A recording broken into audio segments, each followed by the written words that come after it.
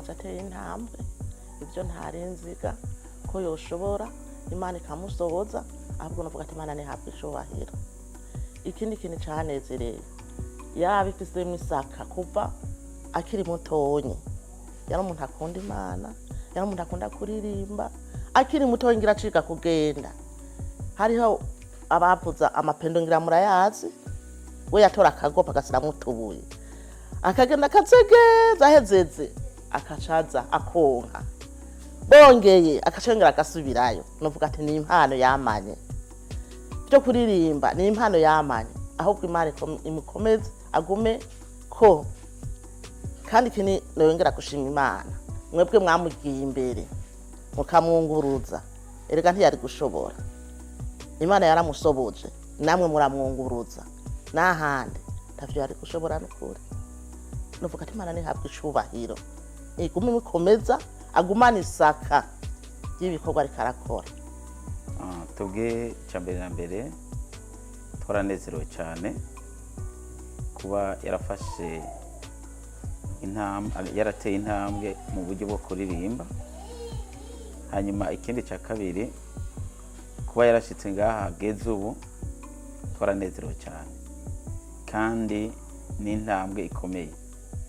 Cyo no mwifuriza nuko yotera imbere akabandanya hanyuma agakomeza kugira ngo ejo canke hirya y'ejo azobe ageze ku yindi ntambwe. Hanyuma kandi ikindi cya kabiri namwe turabashimiye bivuye ku mutima mwagize wo kugira ngo mumufashe mu bijanye no gushika kuri iyo ntambwe kuko hatari ibikoresho n'ibindi byinshi tiyoshobora. Rero nifuza ko ndabashimiye cyane bivuye ku mutima Imana ibahezagire cyane hanyuma kandi twaranezerewe cyane.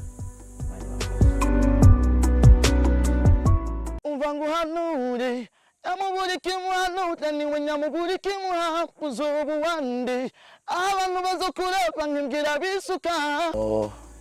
Mbanje kubaramutsa uyu muyaga ni Nishimwe Elyse avuka ahanyene mu Kirongi agacimbiri ni Mukombe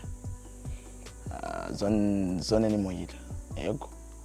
Hama natanguye niga primaire ino nyene mu Kirongi niga kugera 6e hama candunguruza 6e candayiga mu Rumonge ndavayo canja mu Kinama ariko ubu nsanzwe niga kuri self pepe Munyakabiga yego.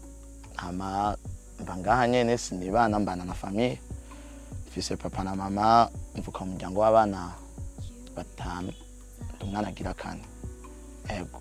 Hama ndakunda kuririmba ndumuririmbyi namenye ko nzi kuririmba sinovuga igihe kubera ko kuva nkiri umwana nagiye gutora ubwenge nisanga ndirimba ya.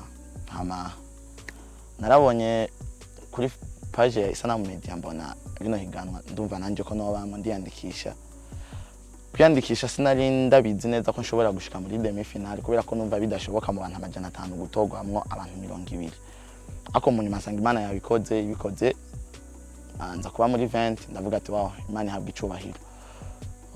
Turajya gupasa muri demi finale ndaririmba nagiye kurimba ntameze neza bivanye nuko mu muryango hari ikintu cyari cabaye amande yacu mubanye yari yapfuye ari nagenda ahura n'ama challenge menshi ujya munsi wa demi finale ndavuga ati nubwo ngiye kurimba ntibigenda neza ariko Imana kiramfasha nisanga muri 10 nabayemo ntivyari byoroshe kubera ko nariyumvira neje ndabamwe mugani je nari imbere y'abandi wanashaka nije nacembo wa mbere no kwinjira ndavuga ati ko biri kose ndashimira Imana ko mbaye muri 10 ego.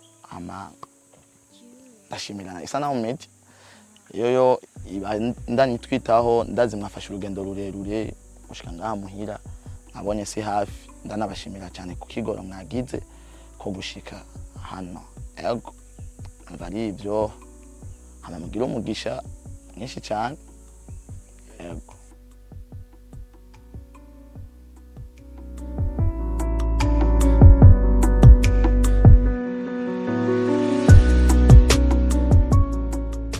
Nukuri warampinduye yanje nukuri warampinduriye amateka nukuri warampinduriye amateka